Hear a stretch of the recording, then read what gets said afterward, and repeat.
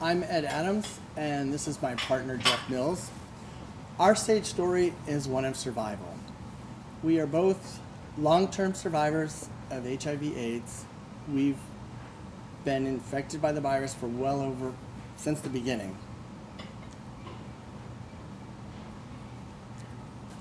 Hit it.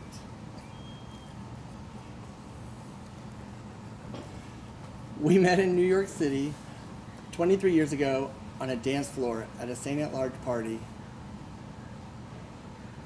Fell in love, and then it took about a year, and then I moved to San Francisco. We call that the progressive gay bubble, and lived with Jeff for about 20 years there. So despite the 12 years difference in our age, I consider us both part of the AIDS generation, we call it. We lived in San Francisco. After living in San Francisco about 20 years, we realized that our retirement funds weren't going to go very far in the Bay Area. We had family on the East Coast. Our parents are both getting quite up there in age, so we wanted to relocate. We knew that we liked Wilmington, North Carolina. The beach is here. Ed has family here. So we left a lot of family, a lot of friends behind. So basically, we put the dog Horton in the car, and we ended up on the complete opposite side of I-40, the Wilmington coast. So you may be wondering just how Wilmington's treating us, or how we're fitting in here in Wilmington.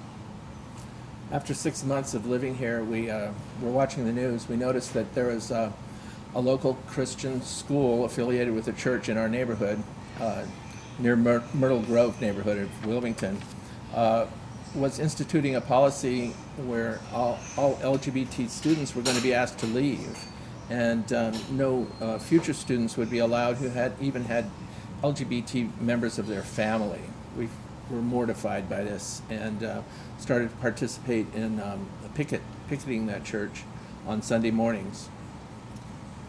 So through our activism with the church and just kind of starting to fit into the Wilmington community, we actually took a little adventure up to Raleigh-Durham, North Carolina, to what we learned was the HK on J March, the Reverend Barber's Moral Monday protests. Through that, we met Equality North Carolina.